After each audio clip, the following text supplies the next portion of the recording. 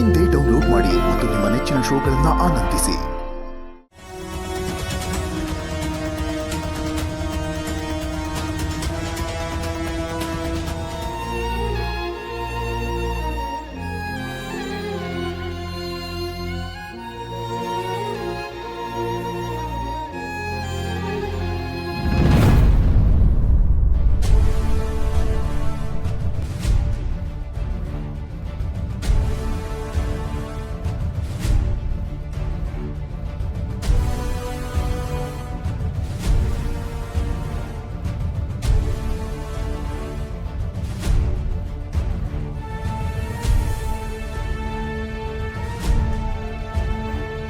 ನನ್ನ ಪ್ರೀತಿಗಿಂತ ನನ್ನ ಹೃದಯಕ್ಕಿಂತ ಅಪ್ಪನ ಮಾತು ಅಪ್ಪನ ಗೌರವನೇ ನನಗೆ ಮುಖ್ಯ ಆಗೋಯ್ತಾ ಸುಬ್ಬು?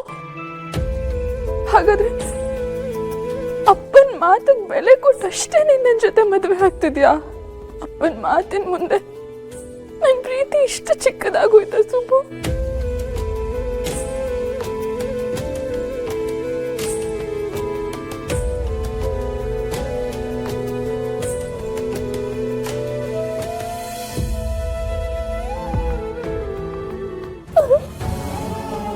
ಏನಾಯ್ತು ಮರಿ?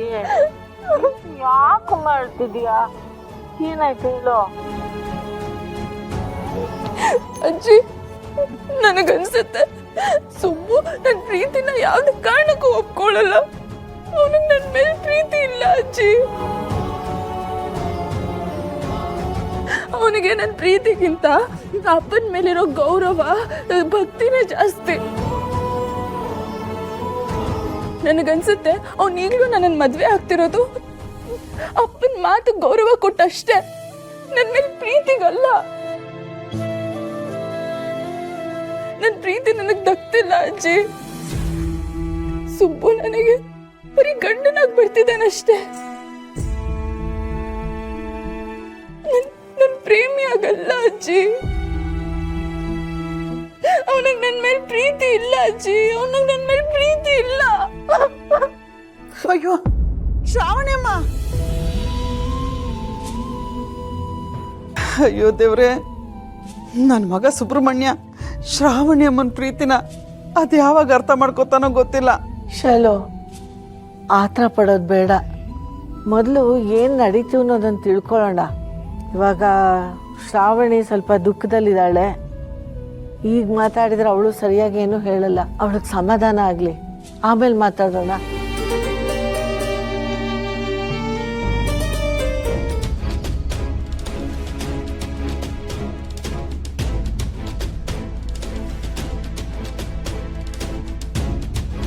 ಏನಾಯ್ತಪ್ಪ?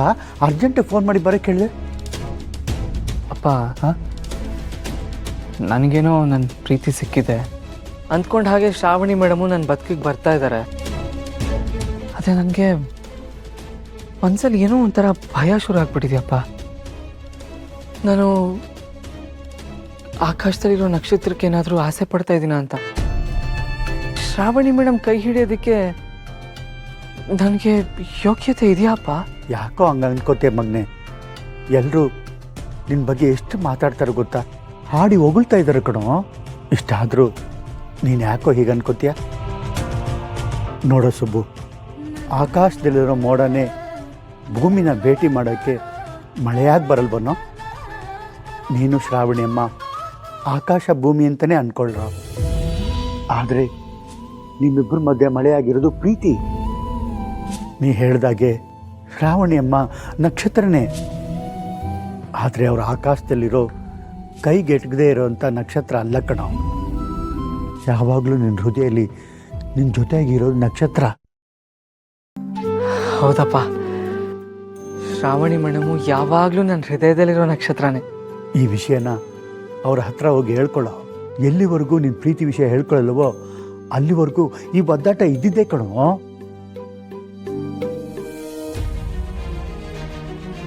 ಇಲ್ಲ, ನಾನು ಅವನ ಹತ್ರ ಕೇಳಲೇಬೇಕು. ನನ್ನ ಮೇಲೆ ನಿಜವಾಗ್ಲೂ ಸುಬ್ಬು ಪ್ರೀತಿನೇ ಇಲ್ವಾ?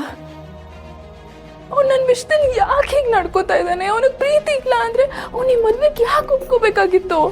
ಇಲ್ಲ, ನಾಳೆ ದಿನ ಅವ್ನು ಬಂದು ನನಗೆ ನಿಮ್ಮ ಮೇಲೆ ಪ್ರೀತಿ ಇಲ್ಲ ಅಂದರೂ ನಾನು ನಿಮ್ಮ ಮದುವೆಗೆ ಒಪ್ಕೊಂಡೆ ಅಂತ ಅವ್ನು ನನ್ನ ಹತ್ರ ಬಂದು ಹೇಳಬಾರ್ದು.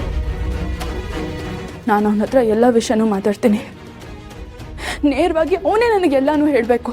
ನಾನೇ ಕೇಳ್ತೀನಿ, ಎಲ್ಲನೂ ಅವನ ಹತ್ರ ನಾನೇ ಕೇಳ್ತೀನಿ. ಅಪ್ಪ, ನೀಗೊಂದು ಸತ್ಯ ಹೇಳ.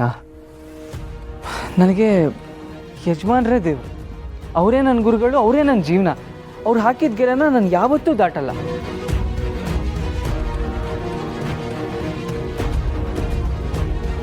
ಅವ್ರು ಏನೇ ಹೇಳಿದ್ರು ಇದುವರೆಗೂ ನಾನು ಪ್ರಶ್ನೆ ಮಾಡಿದವನೇ ಅಲ್ಲ.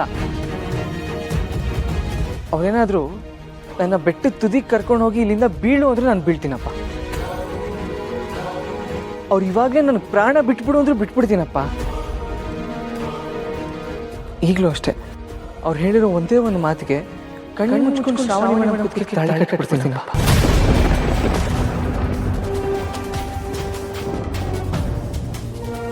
ಮುಗೀತು, ಎಲ್ಲ ಮುಗೀತು. ಆದರೆ ನಿಜವಾಗ್ಲೂ ಸುಬ್ಬುಗೆ ನನ್ನ ಬಗ್ಗೆ ಪ್ರೀತಿ ಇಲ್ಲ. ಅಪ್ಪ ಹೇಳಿದ ಒಂದೇ ಒಂದು ಮಾತಿಗೆ ಬೆಲೆ ಕೊಟ್ಟು ಅವ್ನು ನನ್ನ ಕುತ್ತಿಗೆ ತಾಳಿ ಕಟ್ತಾ ಇದ್ದಾನೆ.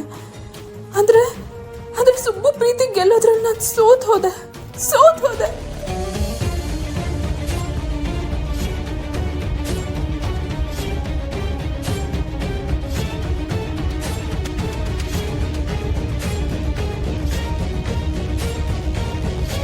ನಾನೇನೋ ಕಣ್ಣು ಮುಚ್ಕೊಂಡು ತಾಳಿ ಕಟ್ತೀನಪ್ಪ.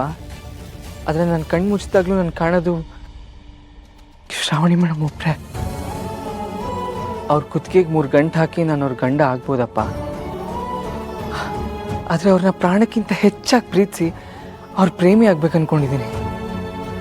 ಇದುವರೆಗೂ ನನ್ನ ಜೀವನದಲ್ಲಿ ಯಜಮಾನ್ರ ಮಾತು ಅಷ್ಟೇ ಮುಖ್ಯ ಅನ್ಕೊಂಡಿದ್ನಪ್ಪ. ಆದರೆ ಈಗ ಶ್ರಾವಣಿ ಮೇಡಮ್ ಮೇಲಿರೋ ಪ್ರೀತಿ ನನ್ನ ಹೃದಯ ತುಂಬ್ಕೊಂಡ್ಬಿಟ್ಟಿದ್ಯಪ್ಪ. ಅವ್ರನ್ನ ನಾನು ಪ್ರಾಣಕ್ಕಿಂತ ಹೆಚ್ಚಾಗಿ ಪ್ರೀತಿ ಮಾಡ್ತಿದ್ದೀನಪ್ಪ. ಆದರೆ ಬರೀ ಮಾತುಗಳಲ್ಲಿ ನಾನು ಹೇಗೆ ಹೇಳ್ಕೊಳ್ಳಪ್ಪ ಇದನ್ನ? ಅವ್ರು ನನ್ನ ಪ್ರಾಣ ಅಂದರೂ ಕಮ್ಮಿನೇ, ನನ್ನ ಜೀವನ ಅಂದರೂ ಕಮ್ಮಿನೇ ಅಪ್ಪ. ಅವರು ಇದೆಲ್ಲದಕ್ಕಿಂತನೂ ಜಾಸ್ತಿ ಅಪ್ಪ. ಹಾಗಿದ್ರೆ ಹೋಗಿ ಹೇಳ್ಕೊಂಬಿಡು, ಇನ್ನು ತಡ ಮಾಡಕ್ಕೆ ಹೋಗ್ಬೇಡ. ನೀನು ಹೇಳೋ ಮಾತುಗಳಿಗೋಸ್ಕರ ಶ್ರಾವಣಿ ಮರು ಕೂಡ ಕಾಯ್ತಾ ಇರ್ತಾರೆ ಕಣೋ. ಹೋಗು, ಈ ಕ್ಷಣನೇ ಹೋಗಿ ಹೇಳ್ಕೊಳ್ಳು. ಅಪ್ಪ, ಹೌದು ಕಣೋ ಮಗನೇ, ಪ್ರೀತಿಸೋ ಜೀವಗಳು ಒಂದಾಗ್ಬೇಕು ಕಣೋ. ಅದಕ್ಕೂ ಮುಂಚೆ ನಿಮ್ಮ ಮನಸ್ಸಲ್ಲಿರೋ ಪ್ರೀತಿಗಳನ್ನ ಹೇಳ್ಕೋಬೇಕು ಮಗನೇ. ಹೋಗು, ಬೇಗ ಹೋಗು. ಆಯ್ತಪ್ಪ, ನಾನು ಈ ಕ್ಷಣನೇ ಶ್ರಾವಣಿ ಮೇಡಮ್ಗೆ ನನ್ನ ಮನಸ್ಸಲ್ಲಿರೋ ಪ್ರೀತಿ ವಿಷಯ ಎಲ್ಲ ಹೇಳ್ತೀನಿ. ಇನ್ನು ಹಿಂಜರಿಯಲ್ಲಪ್ಪ. ಸುಬ್ಬು,